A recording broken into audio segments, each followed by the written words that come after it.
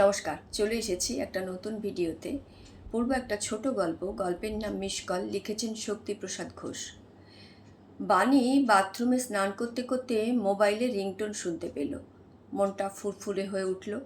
গতকাল কলেজে প্রথম মৌর সঙ্গে কথা, তারপর থেকে ভিতরে কেন যেন ফুরফুর করছে, কেমন যেন কিছু বলা বলা ভাব।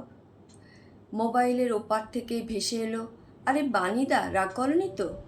না না, রাগ করবো কেন? রাকেশ দাকে কল করতে গিয়ে তোমাকে কল করে ফেলেছি। রাকেশ দার জন্য দাঁড়িয়ে আছি। বুকের ভিতরে দপ করে জ্বলে উঠে নিভেও গেল। মিস কল কিনা, ভেতর আর ফুরফুর করছে না। টকবগে হৃৎপিণ্ডটা বড় কুচির মতো গলে গলে যাচ্ছে। পড়লাম ছোট্ট একটা গল্পের নাম মিস কল, লিখেছেন শক্তিপ্রসাদ ঘোষ। সবাইকে আমার অনেক অনেক ভালোবাসা, ধন্যবাদ, নমস্কার। সবাই খুব ভালো থাকবেন, সুস্থ থাকবেন, আনন্দে থাকবেন।